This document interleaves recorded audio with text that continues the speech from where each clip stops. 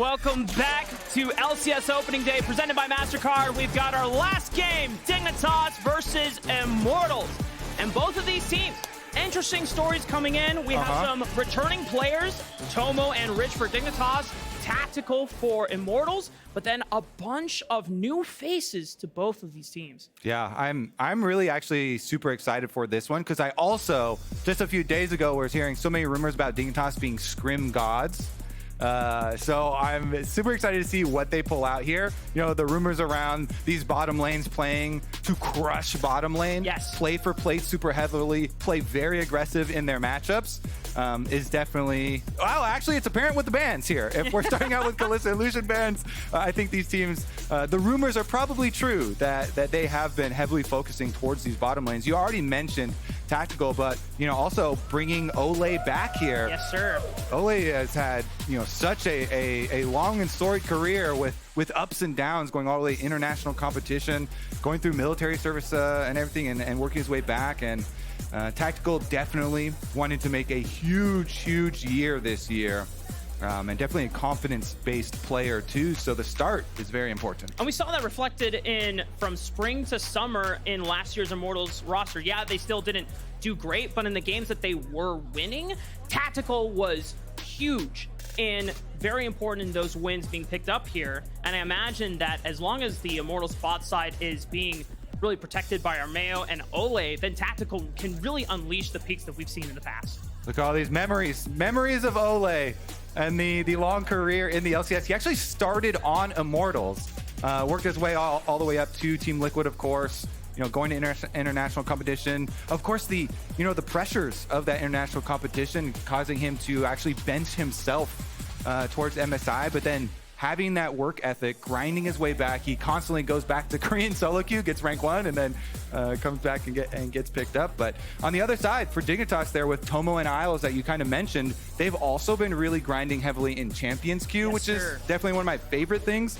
They've been putting in a lot of work, having a lot of success there as well. And again, those bottom lanes, they get the Varus, one of the most sought after bottom lane pickups here. Yeah, I think early on when we were watching Champions Queue, a lot of the pro bot lanes kind of picked up, hey, lethality is really busted right now, and the marksman that really uses that to great effect is that Varus. Yeah, and the reason why lethality is so good right now is because they changed it back from being 0.6 to 0.1 scaling armor penetration to just being a whole armor penetration flat.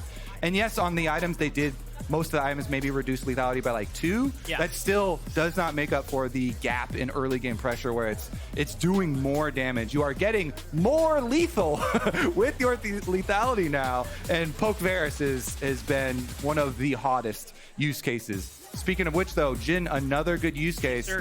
Jhin burst damage right now with the lethality builds. Definitely through the roof as well. So both of these bottom lanes kind of as expected as we're hyping them up here. Looking to go head to head. And when you have an Azir pick like this, usually you're thinking a Nico counter or an Akali counter or a Yone counter. I'm very excited for Dove, Mask and Dove, both these imports here for both these respective squads. Their coaches have really been hyping them up as super powerful pickups for the team, and they're very confident in them.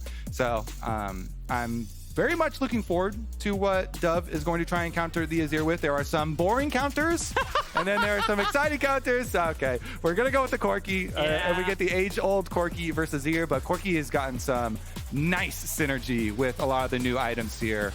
And of course, has even been picked a whole bunch outside of the Azir matchup, so lots of poke damage on the Dignitas squad. They've got what presumably I would assume would be lethality Varus plus a Corki now. Very long range, lots of siege possibilities for them. Yeah. So now for Dignitas, you want to pair that with strong frontliners that can provide strong disengage abilities to make sure that if Immortals ever try to flank or attempt to disrupt that backline of sieging, you're able to just provide as much space for them as possible. This is not what I had in mind, though, Kobe. eXyu locking in the Vi for himself. This means that they want to go all in. They want to find one target and blow them up. Yeah, Vi is definitely usually a dive-oriented champion. If you use it a little bit more sparingly and they're kind of like you said, looking to deny entry from you know, flankers and stuff like that, then Just always use your best judgment. Don't always dive head first with the Vi, because we can definitely see them get way too far ahead of the rest of their teams, especially if their teams are playing the long range. So we'll see about the execution, but Rell picked up super popular for jungle as well, so very much a flex pick here. At this stage, I would actually even assume that it is more towards the jungle for Armao than it is for Olleh, but Olleh loves playing initiation. He loves playing for kill lanes, so very much could go into his hair. And then it just gives you so much powerful accessibility to the rest of the map if you want to start roaming early on. If you get ahead with this Jhin lane, and then Olleh is unlocked from the shackles of bot lane, then you start playing towards that top side, especially when the Void Grub starts spawning in the first and the second rotation. That shield breaker on Rell's Q helps a lot in making that Void Grub clear so much faster as well. Certainly does. The massive monster damage modifier on that thing too that made Rell a jungler in the first place is also always very nice. Anything with AoE is really easy grub taking circumstances, as we get a Poppy ban from the Dignitas, or excuse me, the Kalista. Oh, it goes the other way, yeah. Poppy ban from the Dignitas side, and Immortals here. What do they want to follow up this Renata with? Rakan would be a good pairing with the Vi if they wanted to go more that way, but I feel like I agree with you on the more disengage abilities being kind of necessary here. I'm gonna go with the Jace, just trying to eyeball what would Rich's best blind pick top lane be, since they've already taken out the Udyr, and Rich was one of the early adopters of Udyr top in Champs Queue that we saw during the off season. That means that Castle, who is making one of the few rookies that we have making his debut in the LCS. We have a lot of questions about this top laner for the Immortals side. Only saw a little bit of what he did in LCK Challengers, and I know a lot of Immortals were facing a lot of speculation and criticism of all the available top laners they could have gotten. It's like, well, why did you pick Castle? It's like, well, we really feel like his personality is what we want for the team. He's very outgoing and he's very good vibes, and it just helps create a much more positive team atmosphere. We even had people talking about, like, a lot of LCK Challenger prospects, like, okay, if you could bring one other player with you from this league, who would it be? A lot of them did say Castle.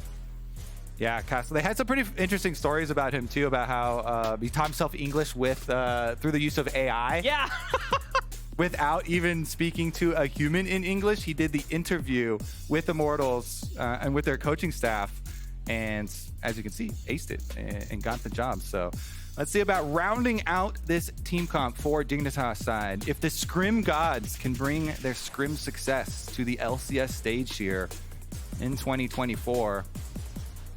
I mean, with the Jax blind pick, they are masking whether this Rell is going to the jungle or the support side of the map. So they're really giving priority over to Olleh and Agency to say, hey, we're going to give you last say in whether you want this Rell or you want something to counter what Dignitas places. And they did actually end up going with that Rakan combo as well with the Vi. So that opens up some more interesting things. I believe that is just a shout out, although we have seen some really spicy cooking thus far. But Rich, I really want to see if he's going to continue with these specific counter picks, or Cassante is definitely a champion that he had very high mastery of last year and became a very feared pick from him.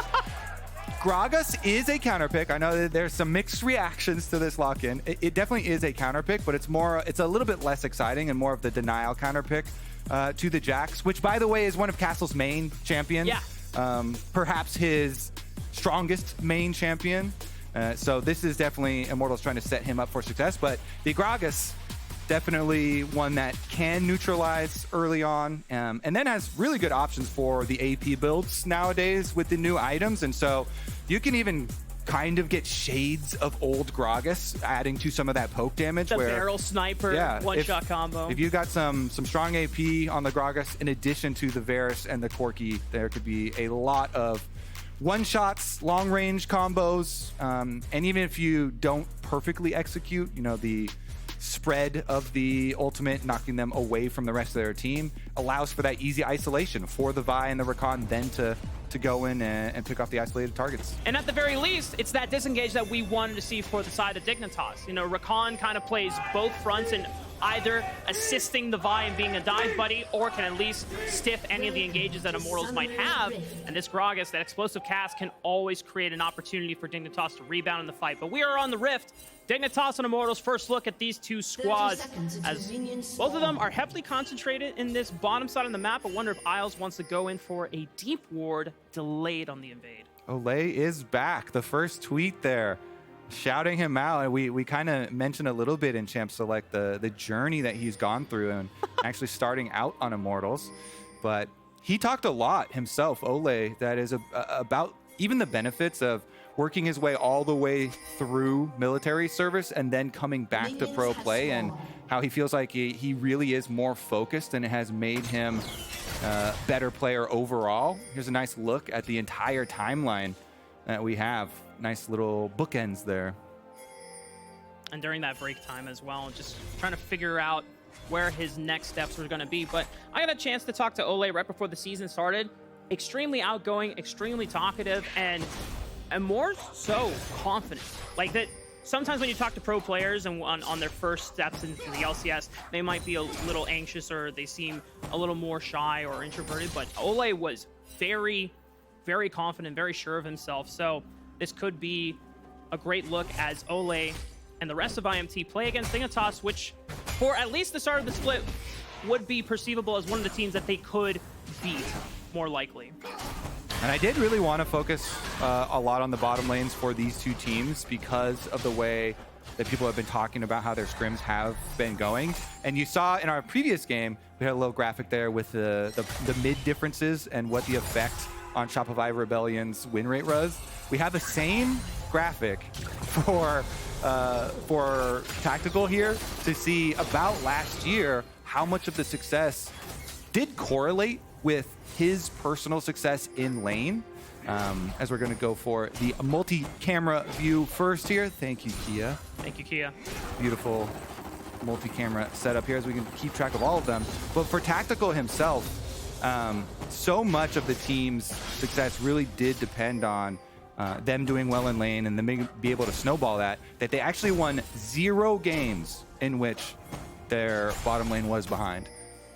Well, it's a good thing we're already talking about bot lane, Kobe, because we had a poll in Twitch chat on which lane you wanted to focus on, and so we have decided that we're going to be focusing on bot lane. Already talking a little bit about Tactical and those games last split where if Tactical was winning or doing well, that's where Immortals got a majority of their wins. If he was not ahead... In fact, all of them. Yeah, every single one. All of them is the majority. That is true.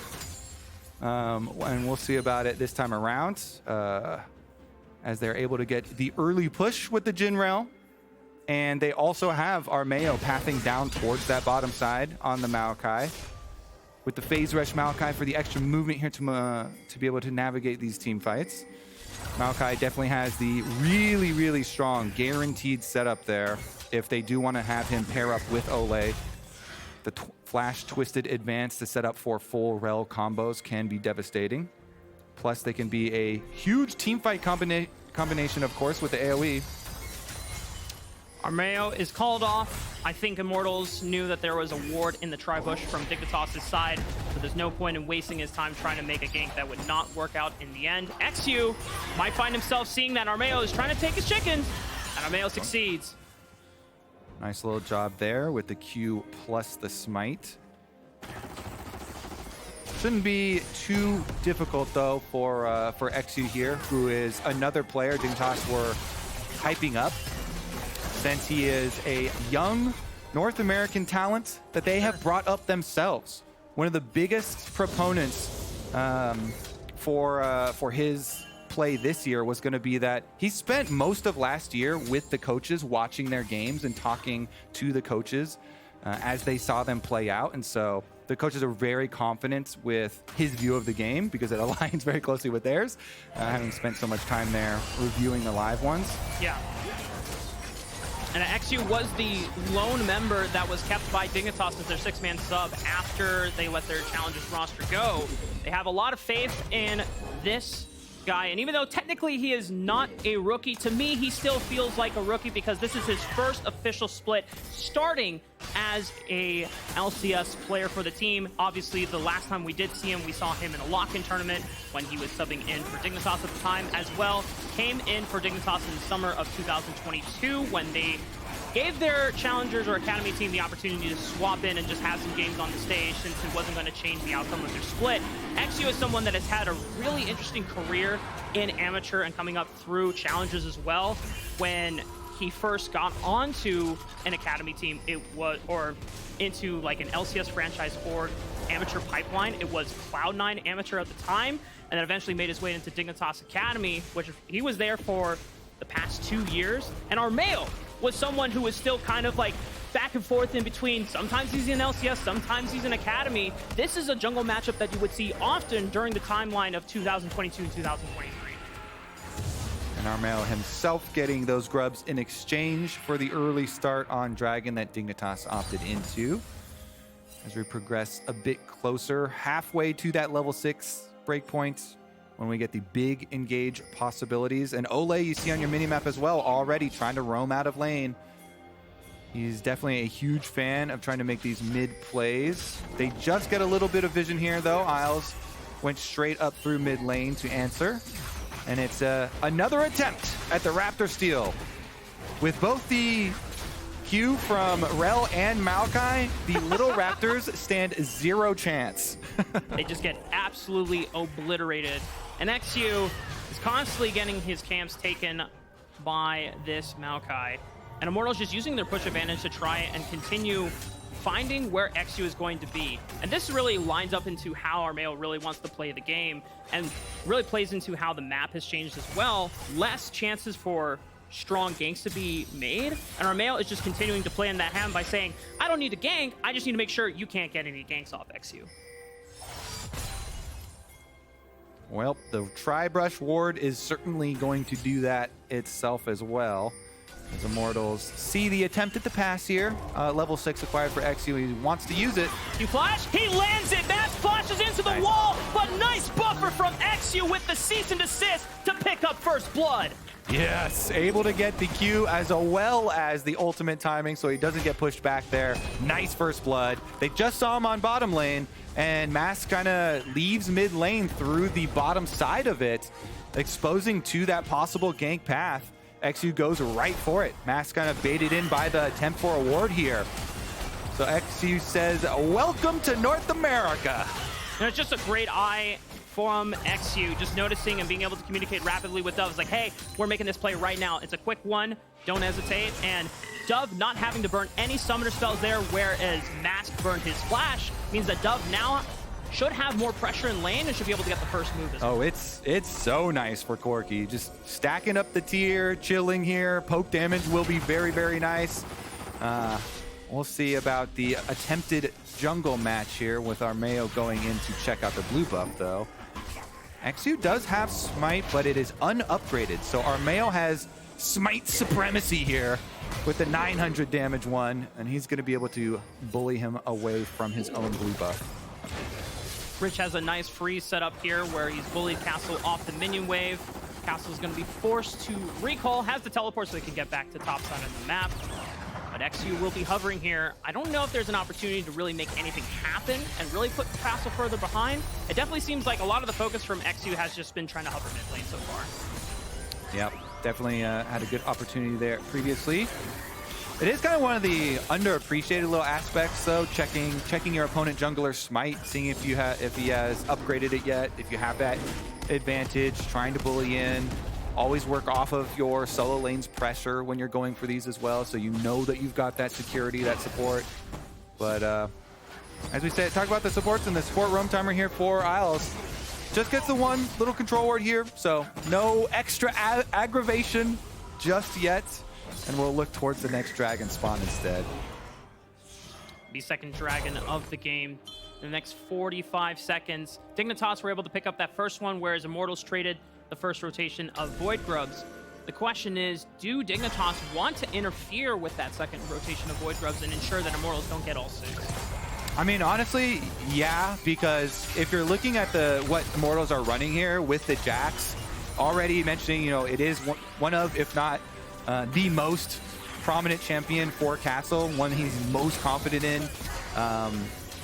It does scale into a very nice split pusher, and those Void Grubs actually help a lot with the split pushers, being able to take down the towers quicker, being able to push in if they want to try and get that side lane advantage. So dragon stacking is still an issue, but the 6 Void Grubs is such a big deal with the double Void Might spawning. Even if you can only get 5 for the single one, still a very big power spike as well. Yeah.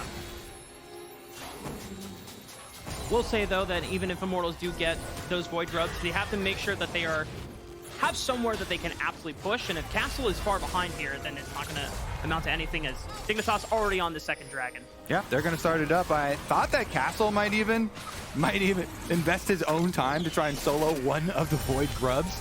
As a top laner, you can invest a decent amount of time to try and get the single one and not have to deal with the shield, but... Oh, one more auto attack. Oh, just maybe one more. Rich has flash available, but I don't think he can get a range. Body slam to connect the distance, and it is the barrel that takes out Castle. Ooh, so much for that Jack split push. Rich is going to put him in the dirt.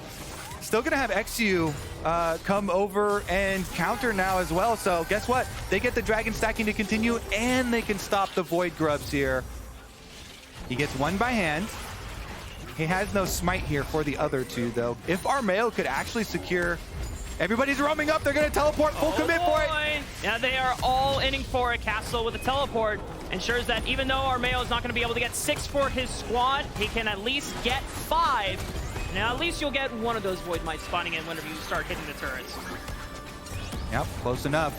All right, on the recall, the Sundered Sky completion for eXyu here as well on the Vi, off of the extra money that he got from killing Maskin in mid lane there with that first blood, is going to be a very nice power spike. Has his ultimate up and ready again to use, has his flash ready. Vi with both flash and ultimate is just itching to make plays here. So we'll see if he does anything towards the bottom half of the map off of his bottom side's recall, because those first item completions are also coming in. Ghostblade finished here now for Tomo as well. I have to say that for Dignitas, they've done a solid job of some of the early game plans they've already made. 2 dragons for themselves. They didn't deny all 6 grubs, but they at least denied 1, so it's only 5 for Immortals. The gold lead isn't massive, but it is 2,000 to their name. The question is, how can they snowball that into a bigger lead? As Isles is going to get clipped, but he has the battle dance to get over to eXyu on the other side of the wall. All right, no harm, no foul here. They are going to be able to bully them away from the red buff, though, and counter jungle that one. Roam timer for Mass from mid lane, too, means they're going to threaten Tomo. He's a little bit far out in lane, but not far enough for them to make the full commitment. So it's just going to be the red buff stolen. So far, no really explosive moves made on this bottom lane. Well, I mean, I know that Twitch chat voted for the bot lane to be the focus, but to be honest, not much happened. It was just a lot of handshake farming. It's like, hey, you got some CS, I got some CS too. But Tomo and Tactical have both hit their early Yumu's power spikes. If they start fighting, there will be a decent amount of damage, as Tomo was looking for that chain of corruptions, but Tactical with the sidestep dodges out on an all-in. Boots of speed coming in clutch here for Tactical. Be able to dodge that Varus ultimate. And they definitely want to make something happen. You can see, yeah, Vi was down here, or the lane gank coming through the brush, popping off the Varus ultimates. Nice little dodge from Tactical, denies everything though, and now it's Immortals' turn. Since they've got the reset here, Olleh comes out with Armao with the big AoE teamfight ultimate combination. Moving on up towards the Rift Herald. Rich has first move. Castle is just coming from base. They take out the control ward so that they don't have vision on the Herald pit anymore. Armao, Mask, and Olleh are the first ones. Herald does take a long time to kill nowadays as well, so it's going to be time for everybody to get here. You can see both AD carries walking their way over as well. And it's the slight cooldown advantage of not having the Varus ultimate available for Dignitas. Armao's going to start. Nice flank ult from Armao. It resets the Rift Herald. Castle is pinching on the top side. Dove is forced to retreat, and Isles is the first one to fall. But they all turn on their Armao, and as eXyu tries to isolate him from the rest of the team, Armao buys some time using the passive to heal up from Tomo, and Tactical steps forward, zoning him off. eXyu with the Q flash lands the damage, but it's not enough as Armao is able to step away thanks to Olleh bailing him out. out, and the rest of Dignitas are pushed off the Rift Herald. Woo, Armao with the slick moves all the way around the Rift there, over the blast cones, and Olleh barely being able to peel for him to get him out alive. It's just the one kill, though. Let's take another look at how they start this fight out. Of course, Varus coming from base, and so Armao's got a really nice angle behind them with the wide ultimate here from Maokai. Starts it out himself. They do get the root here onto Isles. Olleh follows it up with the combination from the Rell, and it's enough first image to get the first kill. Then it's more about the extraction of Armao, since he went in so deep for it.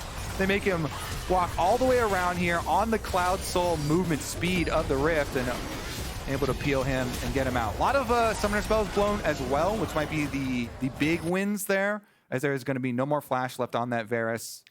Significantly more vulnerable to those big Rell Maokai engages than previously. You just saw some frustration on eXyu's face there. They invested so many cooldowns just to take out Armao. Tomo even lost both of his summoner spell, whereas now Tactical has both Flash and Cleanse up an advantage.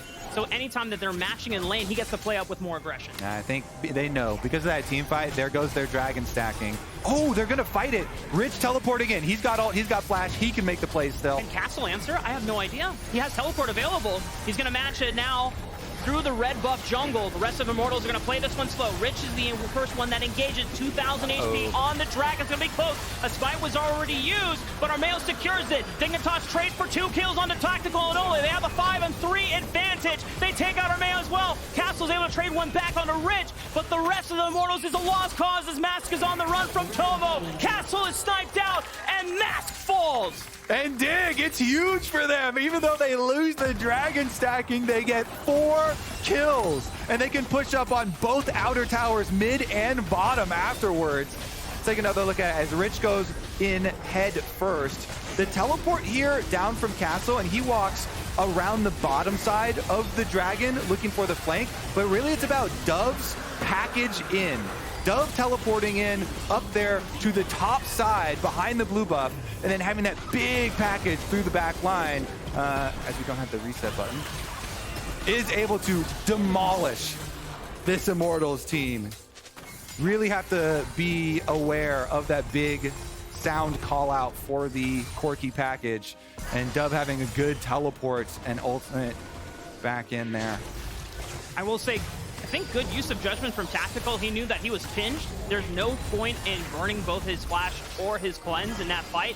So if they have a more properly structured fight where the front line can actually peel for him, he's going to have these 2 summoner spells if the fight proves to be more decisive in the outcome of this match. All right. Trying to get the consolation prize here. Always does feel nice to get a Rift Herald objective bounty shutdown, though, since its base is set at 500. The bigger base for those objectives, but Rich under tower. This is a tanky Gragas, so he might be able to sustain himself for a little bit of time, but there's so many spells being used onto Rich, and eventually, oh, but Isle comes in from Fog! The Battle Dance Flash keeps Rich alive, and Mask is in trouble as he falls to the turret! Dignitas pull the hood over Immortals' eyes, but Tactical ensures that they get 1 out of the trade, and Isles will have to walk away. Valiant effort there. Isles delaying the death of Rich, saving him for so long, and they get the counter kills. Meanwhile, their team are just demolishing the base of Immortals. This one's going to get chunked down as well. That's great for Dig. Inhibited turret already fallen on the top side of the map. Great trade for them. Rich just buying as much time as he could. And I don't know how the hell Isles got all the way from mid lane to bot lane so quickly, but that really saved the play for Dignitas, and that just puts them so far ahead. 7,000 gold now on their side.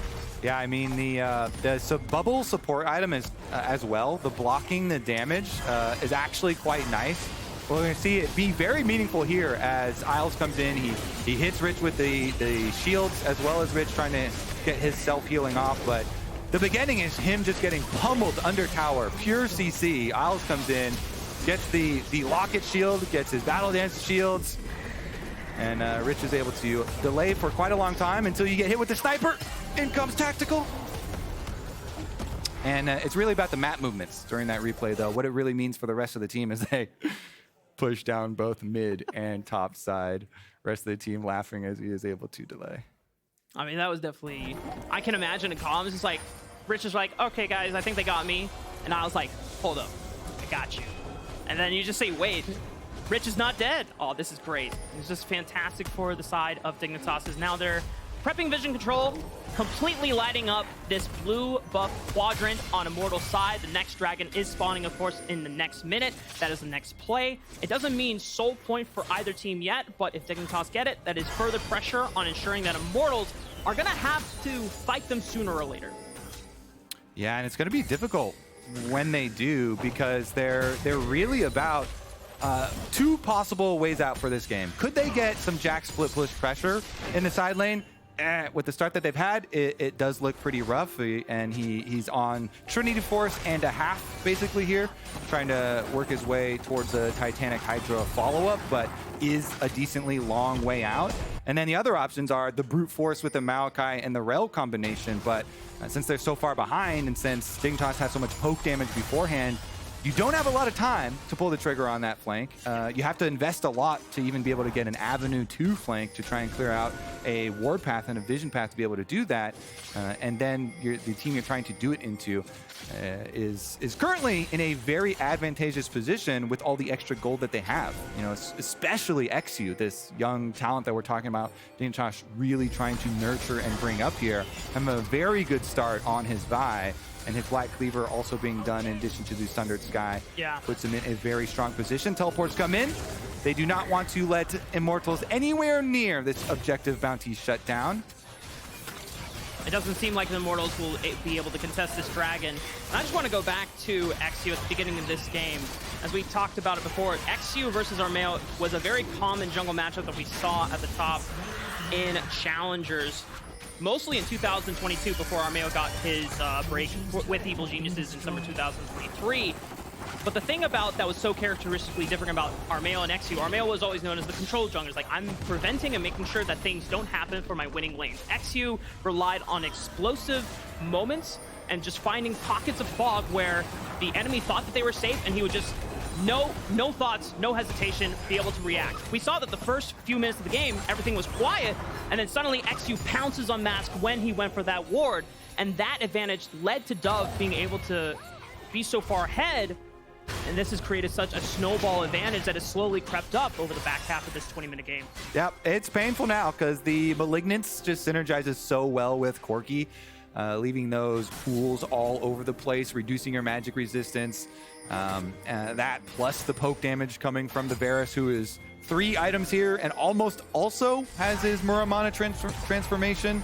A little bit more ways there for Tomo to go, but there's the initiation. eXyu's in. And he can't even get a chance to pop Flash. He uses the cleanse, but it's to no avail. He still goes down. And Immortals, they've lost out on a major damage source. And as you called it, Kobe, they're just going to run it down mid.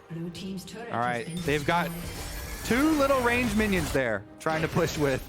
And Mask here trying to delay, pushes on the bottom side. He does have a teleport of his own to try and escape, but Rich is going to get down there pretty quickly.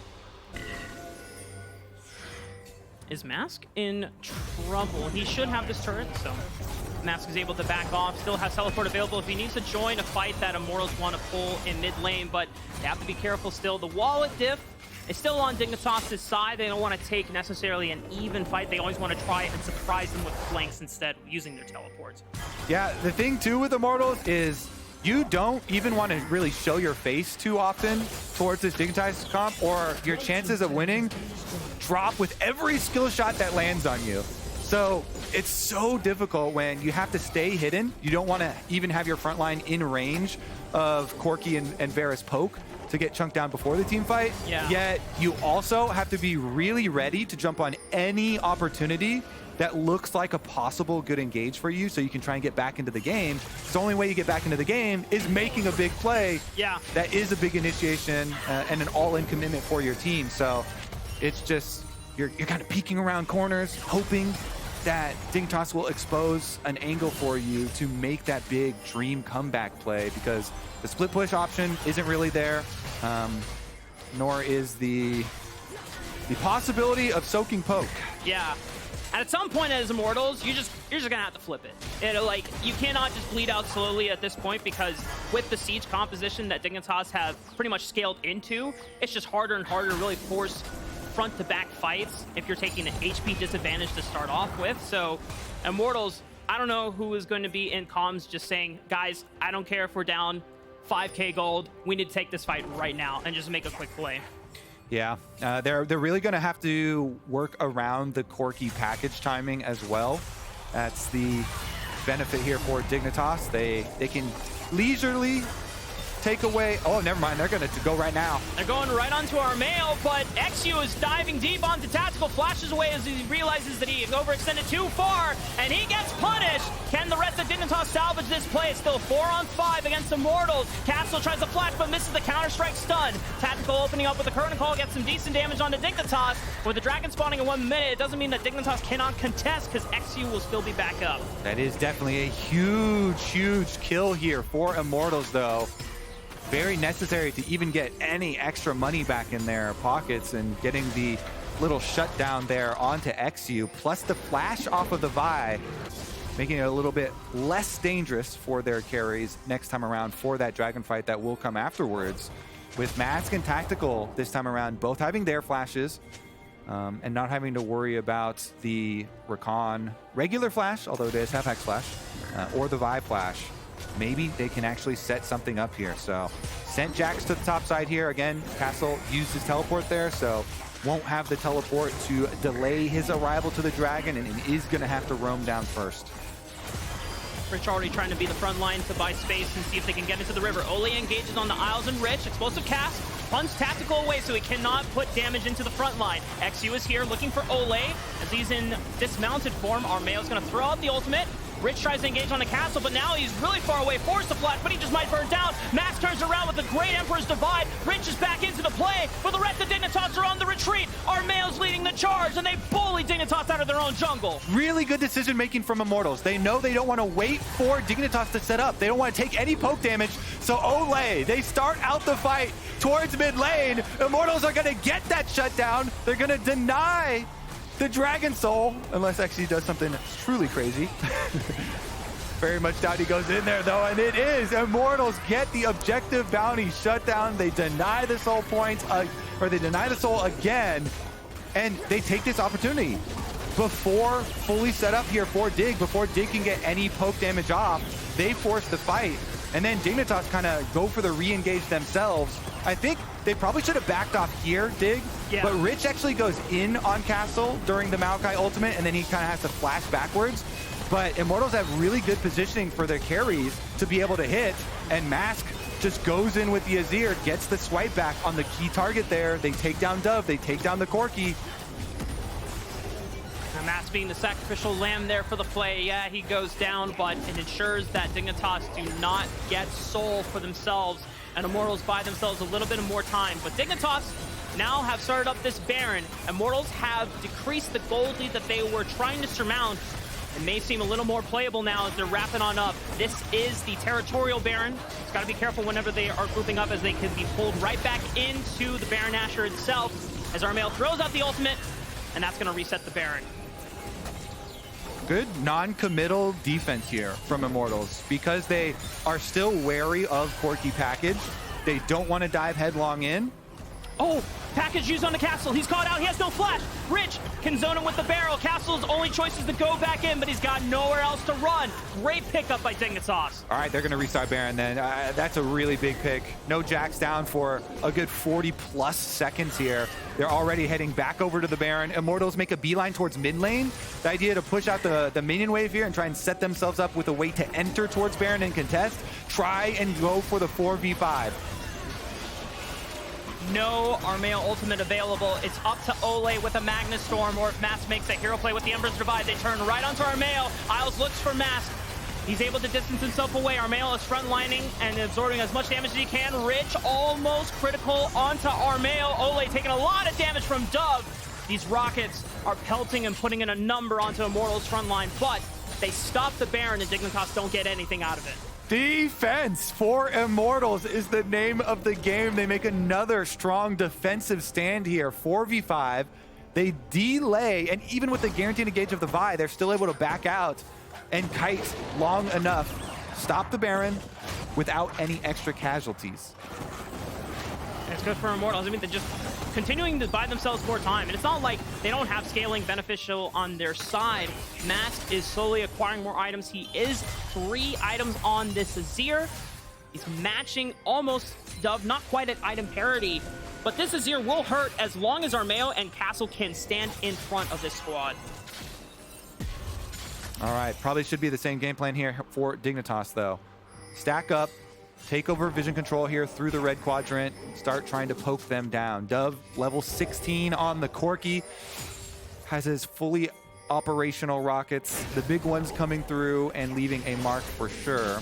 Isles here trying to creep his way up as he waits for the rest of the team to fully pressure them out of the jungle. They don't quite find the ward through Krugs, but it's not the most meaningful of wards here leading up to Baron. And Dignitas can try to stall this out. They don't necessarily have to go for the Baron. The Dragon is spawning in the next minute and a half at some point that they feel like they can just drop control over as Armao finds an engage on the Isles.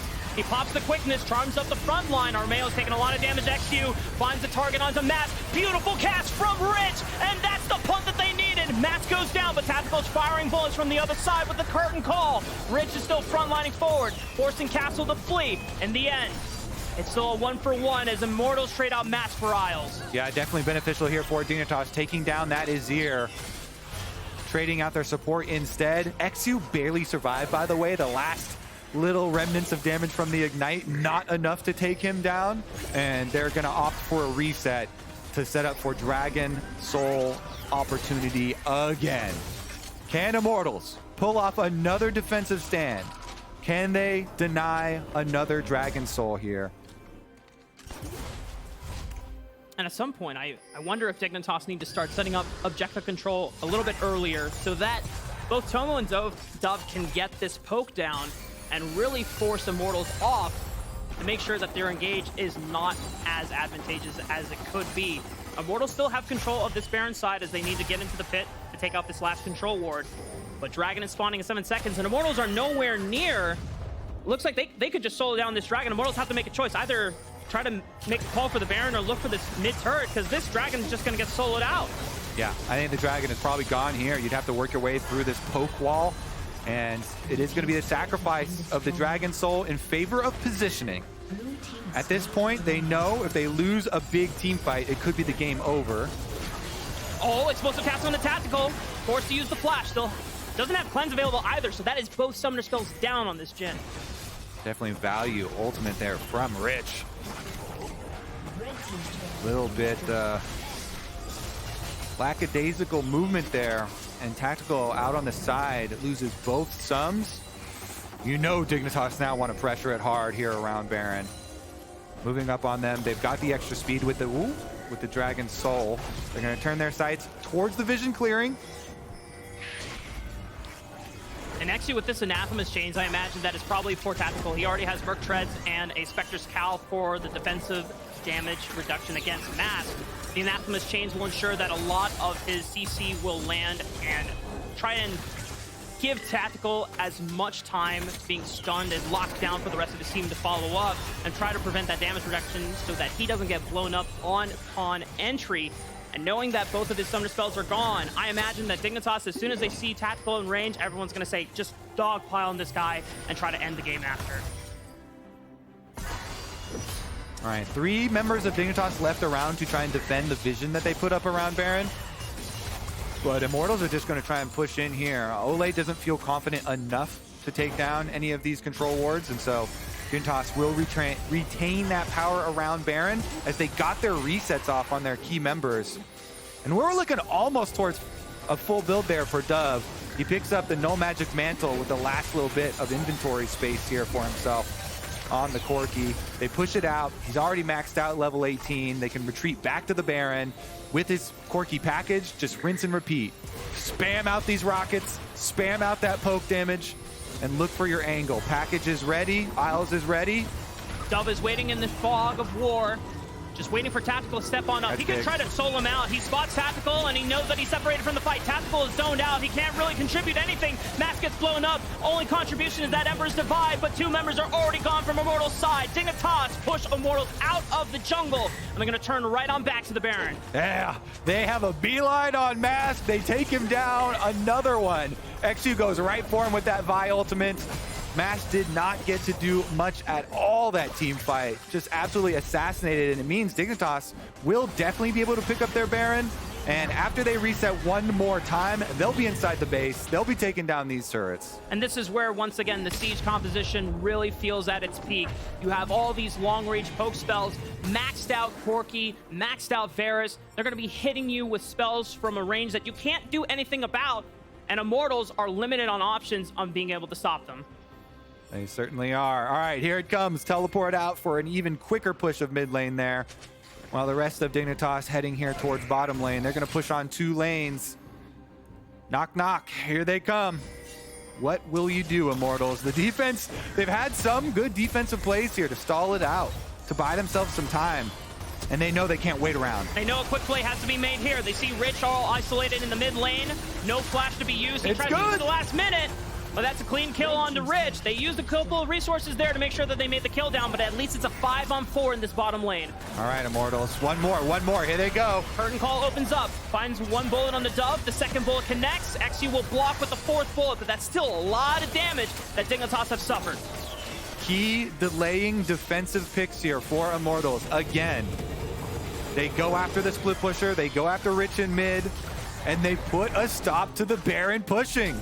Objective bounties are up, so if you can keep making these key plays like that during the prime pushing windows of Dignitas, buying yourself a lot of time, keeping that hope alive here in day 1 of LCS. And both of these teams just fighting through to make sure that they can pick up this win, as with a shorter amount of games in the total split. Every game, as Jack pointed out, every game counts even just more. And with the Elder Dragon coming up, if Immortals can last long enough, that could be the one turning point, the one key that lets you back into this game. One flip is all it takes to turn this game around. Return to the same game plan. Pushing up mid with 3 now, though, instead. A little bit safer here. As Tomo and Isles going to shadow Rich, but Olleh goes for it again. Armao throws out the ulti. Rich front lines it. eXyu flashes forward, looking for Mask. Isles follows up. Mask tries to push him away with the Divide, and he's trying to run away, but he's got limited frontline help as Tomo isolates him out. Multiple knockouts being thrown into the front line of Immortals. Tactical steps on back, uses the current call, but to nothing. Castle is gone, and the rest of Dignitas will push on forward for their first win in the LCS. They've done it with that one. This time around, they defend Rich. Everybody comes to the mid lane, and Dignitas will claim their victory. Fantastic game for Dignitas. A couple of stumbles in the mid game there. Great defense by Immortals a couple times, but Dignitas, through thick and thin, endure and are able to pick up their first win in the LCS.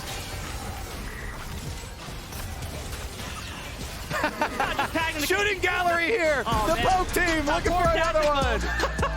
Trying to avoid all the pokes. Like, guys, just end the game already. Come on, leave me alone in peace. But smiles all around from the Dignitas squad.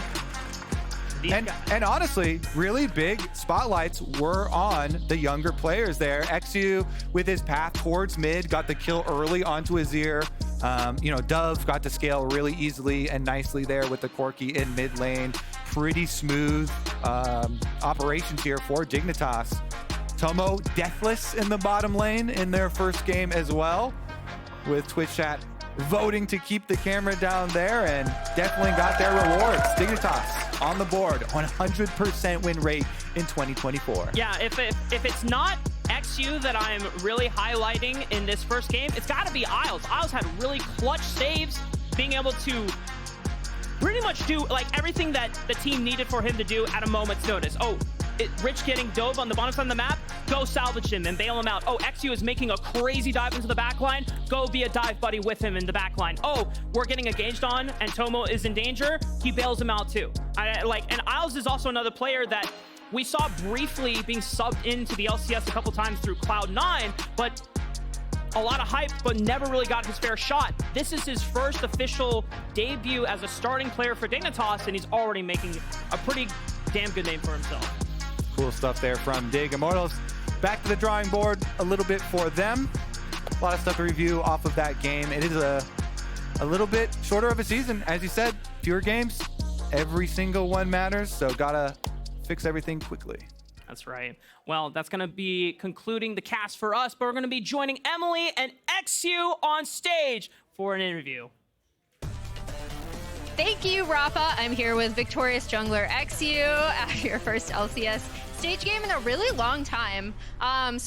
Just generally, what was it like coming back to the LCS stage, starting as Dignitas' starting jungler?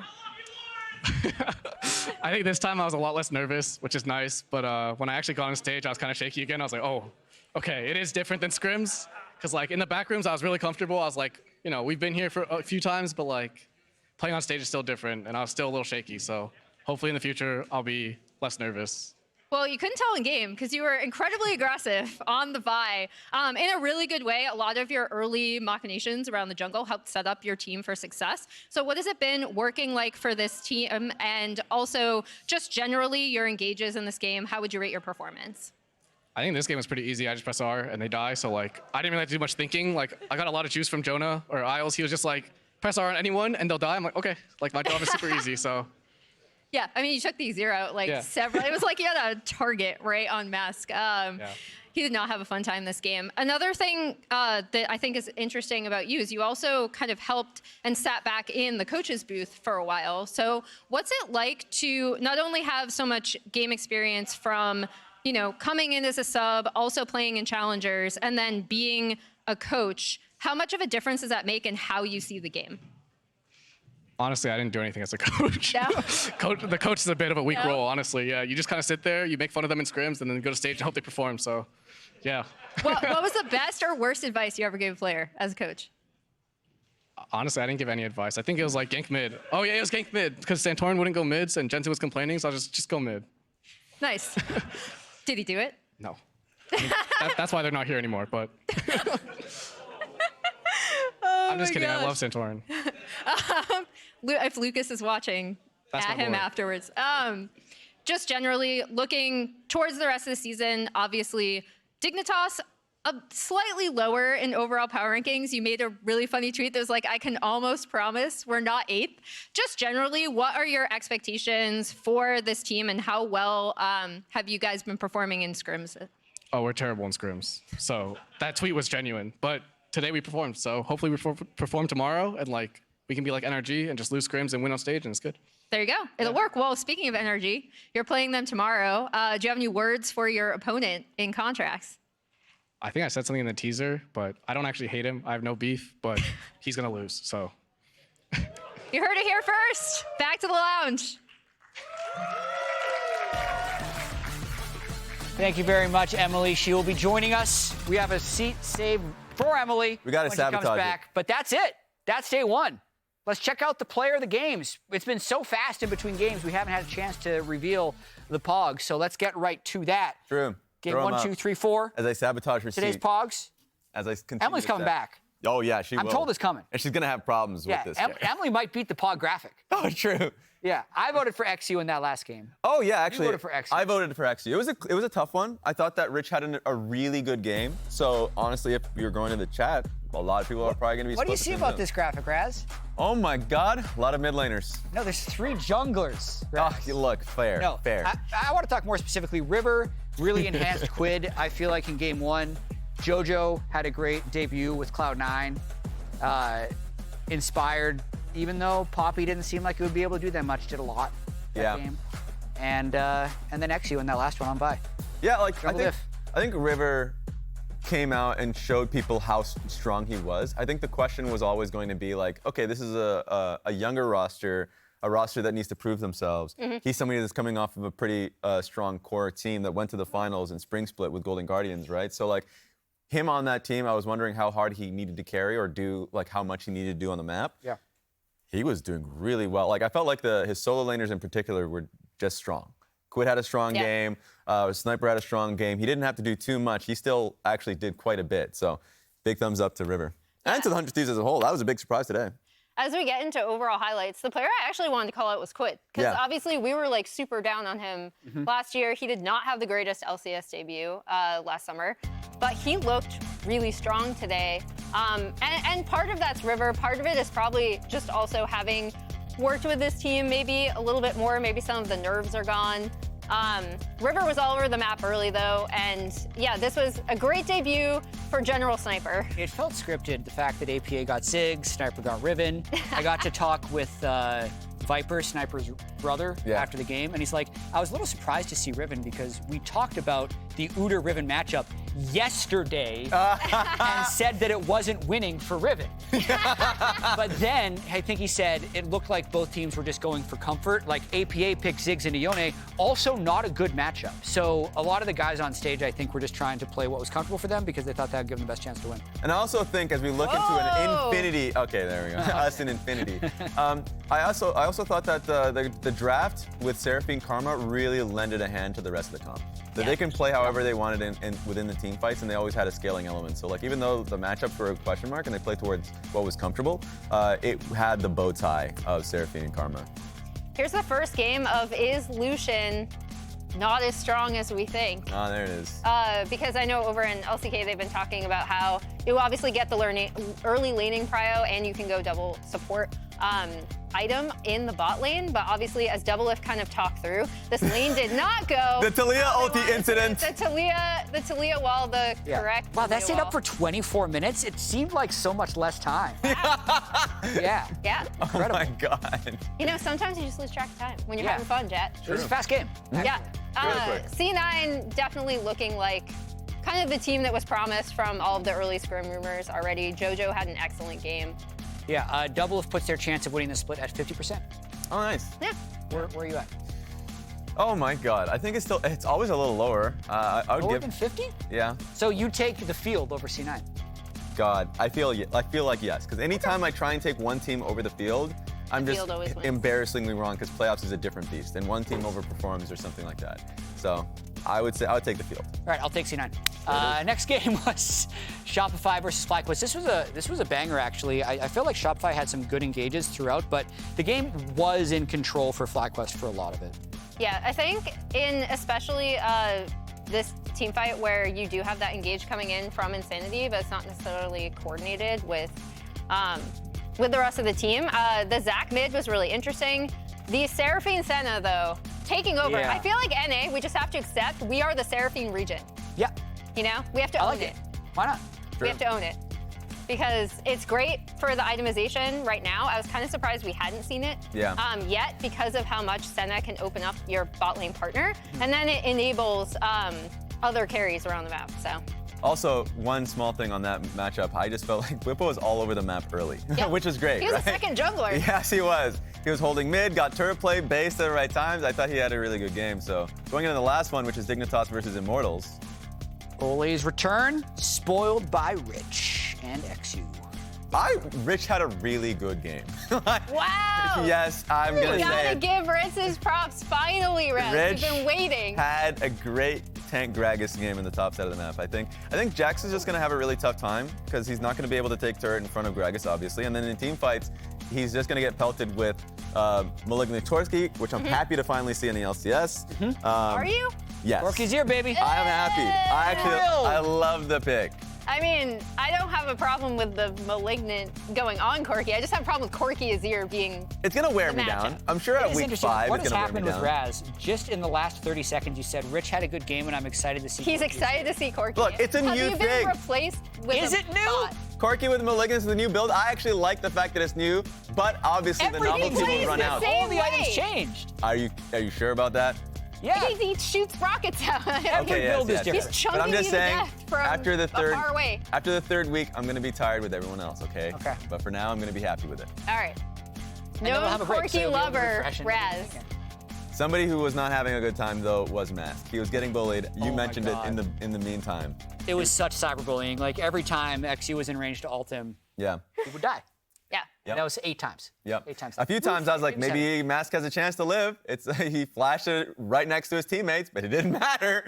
He was instantly out of the team fight before it really even started. Please take one of them, not me. Yeah. eXyu's like, no. I'm going straight for you. Day 1 in the books. Let's check out the standings. 4 teams have 4 wins. 4 teams have 4 of the losses. I'm going to try to read this one. Oh, this is it. This is the standings. Yep, this is the standing. Yep. So as you can see, the first 4 things that you can read are the 100 Thieves, Cloud9, Dignitas, FlyQuest. Yeah, Immortals Energy, Shopify, and TL are all 0-1. Perfect. Those are the surprises. Let's check out the schedule for tomorrow. Starting at the same time as today. LCS Week 1, Day 2. Boom. But yeah, I'm trying to think of what the matchup tomorrow that I would be excited for. I think the team that I'm looking forward to is 100 Thieves. Okay. 100 Thieves just because of like how they shocked us today. So who are they going up against? Oh, I'm sorry. I'm sorry. Oh, my bad. I mean, you can still be excited. If they 2-0'd, that's true. Then that would be shocking. Yep. Yeah, up first, Shopify versus TL, then the game rest. Talked about Immortals Progressive versus FlyQuest Game 3, and Energy versus Dignitas to close out the day. Sleeper 2-0s we could be seeing. FlyQuest, Dignitas, Cloud9, all pretty good shots of going 1-0. But that is going to be it for us from the LCS Lounge. Join us for more LCS Waiting Room tomorrow. That's going to start at 2:30 Eastern or 11:30 Pacific. But now, unlike last year, we've got more league. True. It's the NACL, their first show. We're done. Woo! They're starting. See you over there. FlyQuest Challengers. Let's go. FlyQuest Challengers disguised.